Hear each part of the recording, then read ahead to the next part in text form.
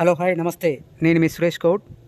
తెలంగాణ మలిదేశ ఉద్యమకారులు జిట్టా బాలకృష్ణారెడ్డిని నిలువెత్తున మోసం చేసింది మాజీ ముఖ్యమంత్రి కేసీఆర్ బీఆర్ఎస్ పార్టీనని భువనగిరి ఎమ్మెల్యే కుంభం అనిల్ కుమార్ రెడ్డి విమర్శించారు. ముందుగా ఆయన పార్థివ దేహానికి పూలమాలలు వేసి ఘనంగా నివాళులర్పించారు. భువనగిరిలోని అమరవీరుల స్తూపం వద్ద జిట్టా బాలకృష్ణారెడ్డి మృతి పట్ల భువనగిరి ఎమ్మెల్యే కుంభం అనిల్ కుమార్ రెడ్డి సంతాపం వ్యక్తం చేసి మాట్లాడారు. తెలంగాణ ఉద్యమానికి ఊపిరి అందించిన నాయకుడు జిట్టా బాలకృష్ణారెడ్డికి బీఆర్ఎస్ పార్టీ సముచిత స్థానం ఇవ్వలేదన్నారు. త్వరలో ఆయన స్ఫూర్తితో భువనగిరిలో పెద్ద ఎత్తున ఒక కార్యక్రమాన్ని నిర్వహిస్తామని తెలిపారు. ఈరోజు భువనగిరి నియోజకవర్గంలో ఇక్కడ బొమ్మాయిపల్లి నివాసి ఈ ప్రాంత నాయకుడు, ప్రాంతమే కాదు రాష్ట్రంలో పెద్ద నాయకుడు,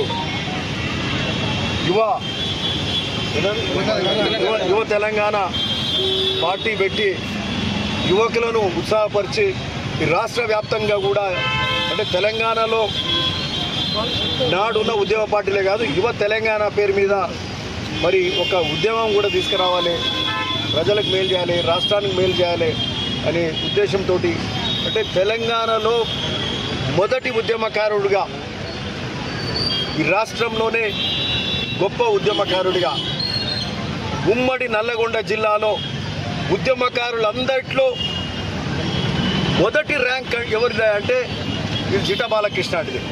అలా ఏ మాత్రం సందేహం లేదు. ఆయన జీవితం అంతా ఆయన ఏనాడైతే ఎదిగి జనసంద్రంలోకి వచ్చిండో, ఒక యువకుడిగా చదువుకున్నాక వాళ్ళ మామ పేరు మీద ఇక్కడనే మేము ఇక్కడ ఉన్నాం అమరవీరుల స్తూపం దగ్గర సినుముల రామచంద్రారెడ్డి కాలేజ్ అని పెట్టి నాడే 1-2 కోట్లతోటి కాలేజ్, జూనియర్ కాలేజ్ బిల్డింగ్ కట్టించి ఆనాటి నుంచి యువకుల మధ్యలో ఉంటూ ఈ రాష్ట్రంలో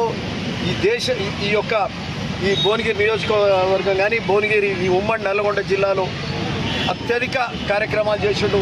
నాడు తెలంగాణ ఉద్యమం సందర్భంగా ఉద్యమ స్ఫూర్తికి వంట వార్పు భువనగిరి ఫోర్టు దగ్గర చేసి లక్షలాది రూపాయలు పెట్టిండు, కోట్లాది రూపాయలు ఖర్చు పెట్టుకుంటు.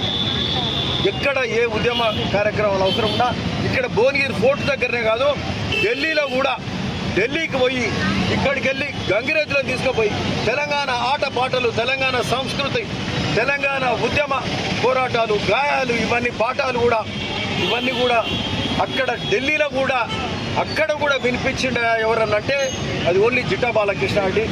మరి ఇంత చేసుకున్న జిట్టా బాలకృష్ణారెడ్డి నిజంగా మరి ఆయనకు రాజకీయంగా ఆయనకు ఏదైతే చెందాలనో అది చెందలేదు.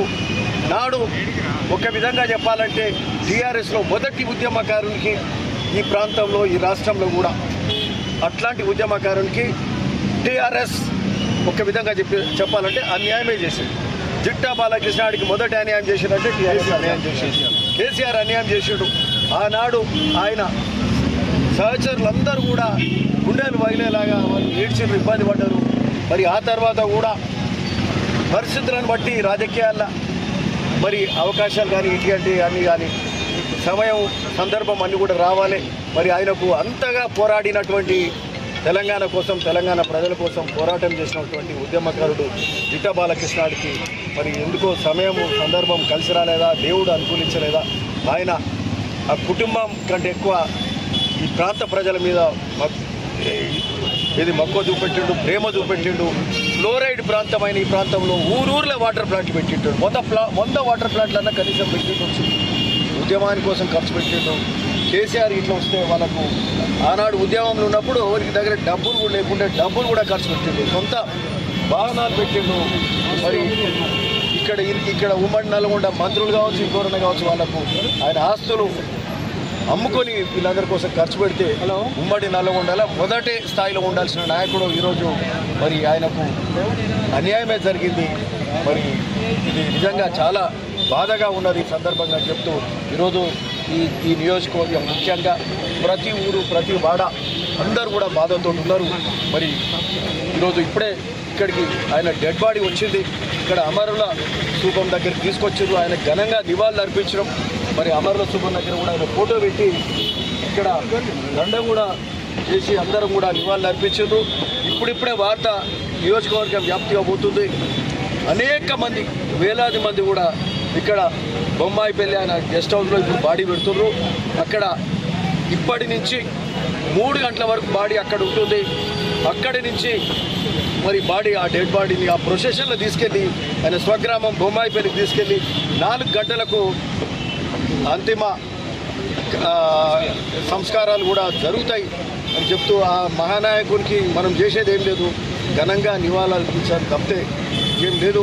ఆయన స్ఫూర్తితోటి మనం అందరం కూడా ముందుకు పోవాల్సిన అవసరం ఉందని కూడా చెప్తూ మరి బాధతోటి సందర్భంగా ఆయనకు నివాళులు అర్పిస్తూ మాట్లాడుతూ ఉన్నాం. అయితే ఇక్కడికి సంబంధించి ఈరోజు పోలీస్ వాళ్ళకు కూడా చెప్తా ఉన్నాం, ట్రాఫిక్ నిబంధనలు కూడా పాటిస్తాం. చాలామంది వందలాది వేలాది మంది వస్తారు కాబట్టి ఏసీబీ గారి డీసీపీ గారితో కూడా మాట్లాడినాం ఆల్రెడీ.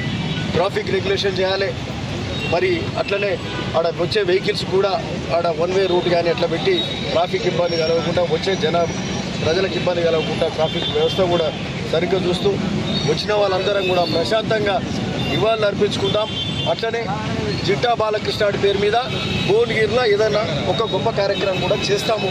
ఏదైనా పెద్ద సంస్థ కానీ పేరు పెట్టడం కానీ ఏదైనా కార్యక్రమం కూడా చేద్దాము.